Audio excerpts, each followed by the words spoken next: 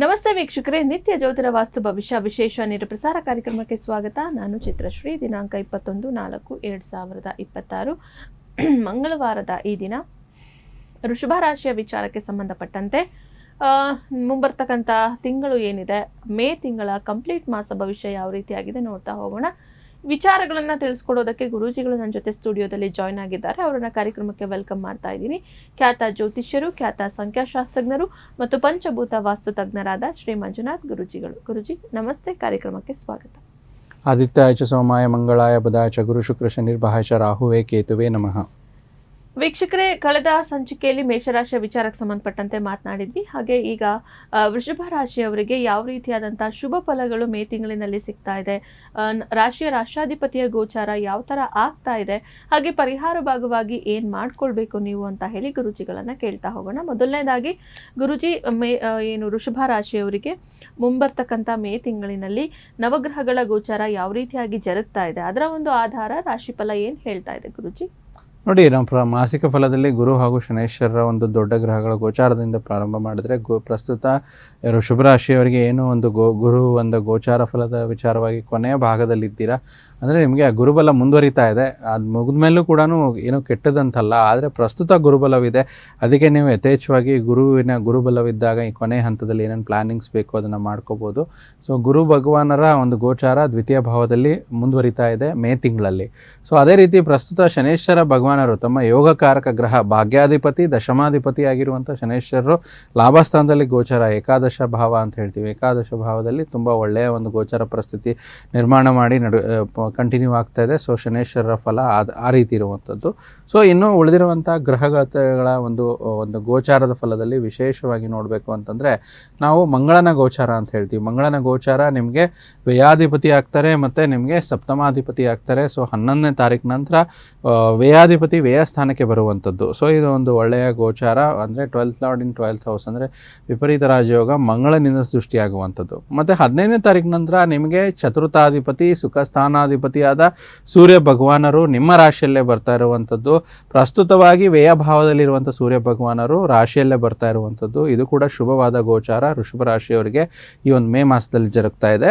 So ಮುಂದುವರೆದ ಭಾಗವಾಗಿ ನಿಮ್ಮ ರಾಶ್ಯಾಧಿಪತಿ ಶುಕ್ರ ಭಗವಾನರೇ ಏನಾಗುತ್ತೆ ವೃಷಭ ರಾಶಿಗೆ ದ್ವಿತೀಯ ಭಾವದಲ್ಲಿ 15ನೇ ತಾರೀಕು ನಂತರ ಜರುಗ್ತಾ ಇರುವಂಥದ್ದು. ಪ್ರಸ್ತುತವಾಗಿ ಏನಾಗುತ್ತೆ ನಿಮ್ಮ ರಾಶಿಯಲ್ಲಿ ಇರುವಂಥದ್ದು ಈಗ ದ್ವಿತೀಯ ಭಾವಕ್ಕೆ ಗೋಚರವಾಗ್ತಿರುವಂಥದ್ದು. ಮತ್ತು ಬುಧನ ಗೋಚಾರ ಮೇ 14ನೇ ತಾರೀಕು ನಂತರ ಪ್ರಸ್ತುತವಾಗಿ ಬುಧ ನಿಮಗೆ ದ್ವಿತೀಯಾಧಿಪತಿ ಮತ್ತು ಪಂಚಮಾಧಿಪತಿ. ಸೊ ಇಲ್ಲೇನಾಗುತ್ತೆ ಅಂದರೆ ನಿಮ್ಮ ರಾಶಿಯಿಂದ ನಿಮ್ಮ ರಾಶಿಗೆ ತೃತೀಯ ಭಾವದಲ್ಲಿ ಬುಧನ ಒಂದು ಗೋಚಾರ ಜರುಗುತ್ತೆ.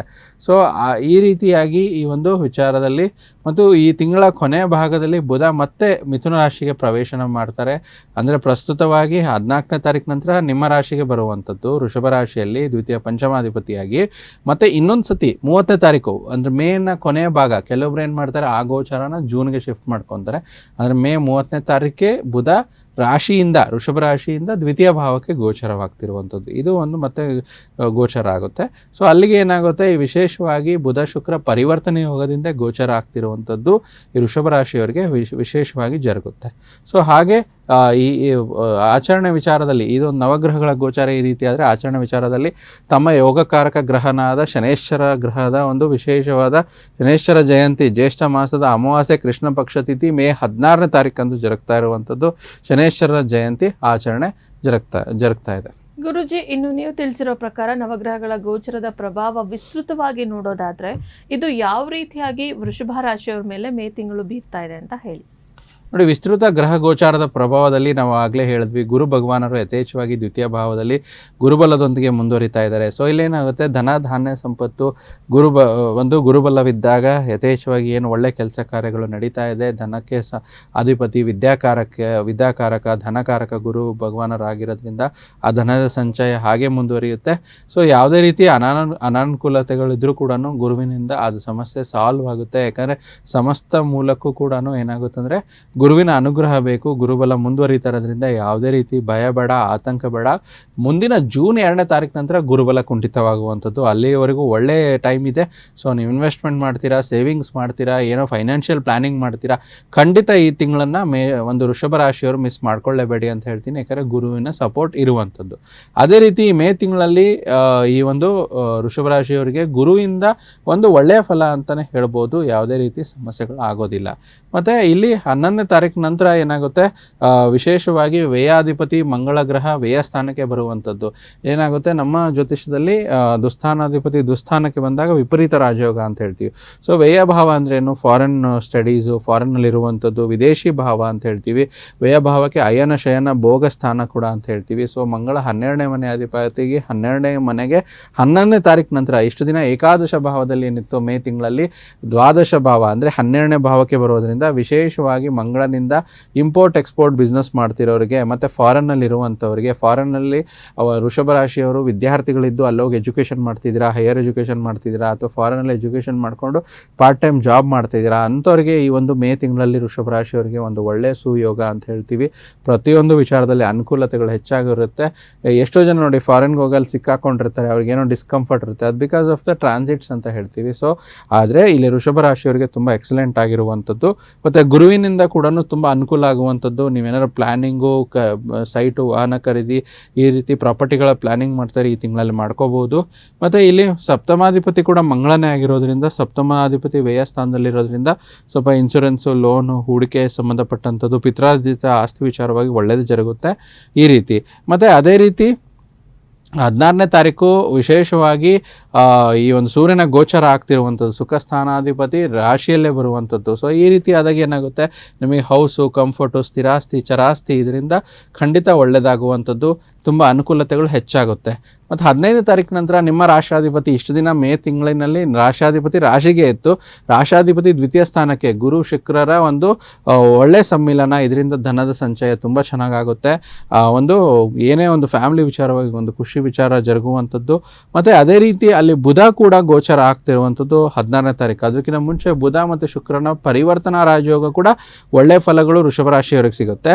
15ನೇ ತಾರೀಕು ನಂತರ ಒಟ್ಟಿಗೆ ಸೇರೋದ್ರಿಂದ ಅಲ್ಲಿ ಕೂಡ ಹಣಕಾಸಿನ ಅನುಕೂಲತೆಗಳು ಹೆಚ್ಚಾಗುತ್ತೆ, ಕುಟುಂಬದಲ್ಲಿ ಏನೋ ಒಂದು ಖುಷಿ ವಿಚಾರ ಆಗುವಂಥದ್ದು.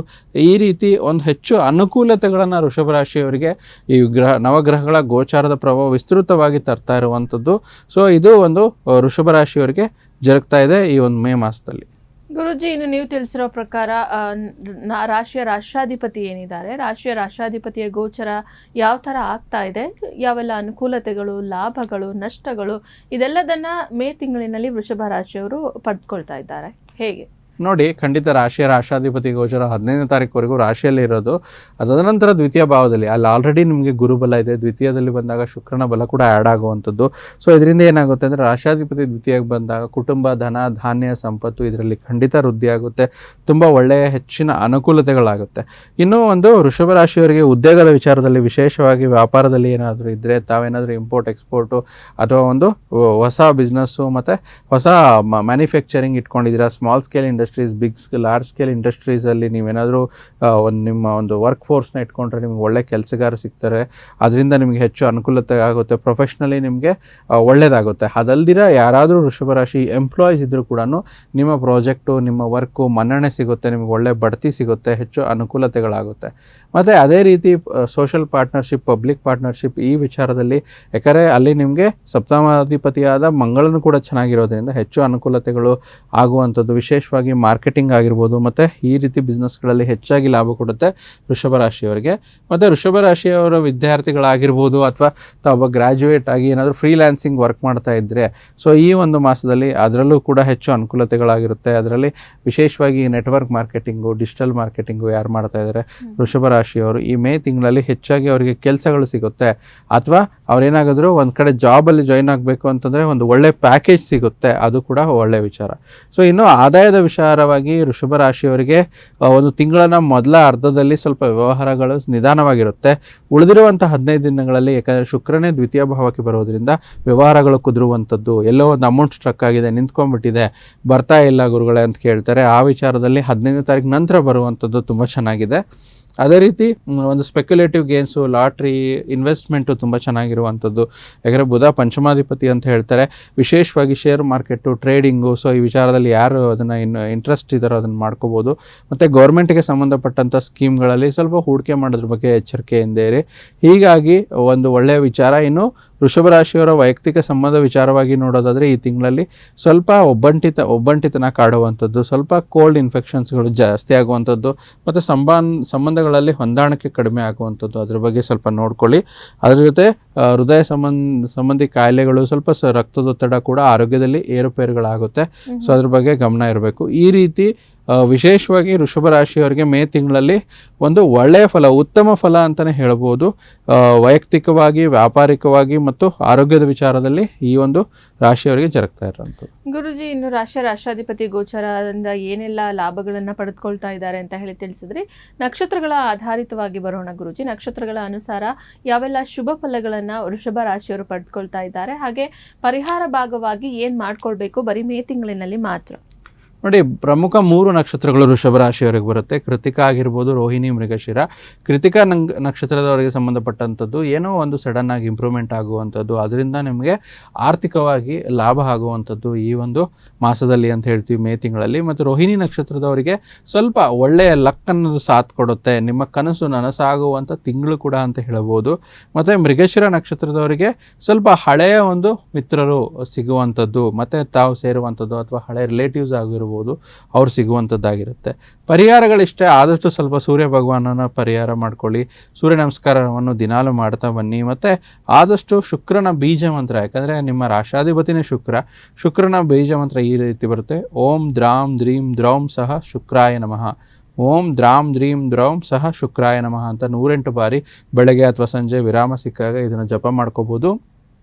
ಮತ್ತು ಆದಷ್ಟು ಸಿಹಿಯನ್ನು ಹತ್ತಿರ ಇರುವಂಥ ದೇವಸ್ಥಾನಕ್ಕೆ, ಬ್ರಾಹ್ಮಣರಿಗೆ ಹಂಚಿ ಆಶೀರ್ವಾದ ಪಡ್ಕೋಬೋದು. ಇದು ಒಳ್ಳೆಯದಾಗುತ್ತೆ. ಕೆಲವೊಂದು ಸೂಚನೆ ಏನು ಅಂತಂದರೆ, ಆದಷ್ಟು ಪ್ರತಿ ಶುಕ್ರವಾರಗಳು ಒಂದು ಬೆಲ್ಲ ಮತ್ತು ಗೋಧಿ ಕಾಳುಗಳನ್ನು ಒಂದು ಯಾವುದೇ ಮನೆಗೆ ಹತ್ತಿರ ಇರುವಂಥ ಒಂದು ದೇವಸ್ಥಾನದ ಅರ್ಚಕರಿಗೆ ನೀವು ದಾನವಾಗಿ ನೀಡಿದರೆ ತುಂಬ ಒಳ್ಳೆಯದಾಗುತ್ತೆ. ಇಷ್ಟು ಸೂಚನೆಯನ್ನ ಮೇ ತಿಂಗಳಿನಲ್ಲಿ ವೃಷಭ ರಾಶಿಯವರು ಫಾಲೋ ಮಾಡಿದ್ರೆ ಅವರಿಗೆ ಆಲ್ಮೋಸ್ಟ್ 100ರಲ್ಲಿ 80% ಚೆನ್ನಾಗಿದೆ. 20% ಪರಿಹಾರ ಭಾಗವಾಗಿ ಮತ್ತೆ ಈ ಸೂಚನೆಯನ್ನು ಫಾಲೋ ಮಾಡಿದ್ರೆ ಖಂಡಿತ ಚೆನ್ನಾಗಾಗುತ್ತೆ. ನೋಡಿದ್ರಲ್ಲ ವೀಕ್ಷಕರೇ, ವೃಷಭ ರಾಶಿಯವರು ಖಂಡಿತವಾಗ್ಲೂ ಈ ಸೂಚನೆಯನ್ನು ಫಾಲೋ ಮಾಡಿ ಪರಿಹಾರ ಭಾಗವಾಗಿ ನಿಮಗೆ ಗುರೂಜಿಗಳು ಏನು ತಿಳಿಸಿದ್ದಾರೆ ಅದನ್ನು ಖಂಡಿತ ಮಾಡ್ಕೊಳ್ಳಿ ಅಂತ ಹೇಳ್ತಾ, ಗುರೂಜಿ ಇಷ್ಟೊತ್ತು ಕೂಡ ನಮ್ಮ ಜೊತೆ ಇದ್ದು ವೃಷಭ ರಾಶಿಯ ವಿಚಾರಕ್ಕೆ ಸಂಬಂಧಪಟ್ಟಂತೆ ಮೇ ತಿಂಗಳ ಮಾಸ ಭವಿಷ್ಯ ಯಾವ ರೀತಿಯಾಗಿದೆ, ಜೊತೆಗೆ ಅವರು ಯಾವ ವಿಚಾರದಲ್ಲಿ ಎಚ್ಚರಿಕೆಯನ್ನು ವಹಿಸಬೇಕು, ಈ ಎಲ್ಲ ವಿಚಾರಗಳನ್ನು ನಮ್ಮ ವೀಕ್ಷಕರಿಗೆ ತಿಳಿಸ್ಕೊಟ್ಟಿದ್ದೀರಾ ಗುರೂಜಿ. ಧನ್ಯವಾದಗಳು. ಕೃಷ್ಣಾರ್ಪಣಮಸ್ತು. ವೀಕ್ಷಕರೇ, ಇವತ್ತಿನ ಸಂಚಿಕೆಯನ್ನು ಇಲ್ಲಿಗೆ ಮುಗಿಸ್ತಾ ಇದ್ವಿ. ಮತ್ತೊಂದು ಸಂಚಿಕೆಯಲ್ಲಿ ಮತ್ತೊಂದು ರಾಶಿಯೊಂದಿಗೆ ಭೇಟಿಯಾಗೋಣ. ನೋಡ್ತಾ ಇರಿ ಪ್ರಗತಿ ಟಿವಿ, ಇದು ನಿಮ್ಮಿಂದ ನಿಮಗಾಗಿ.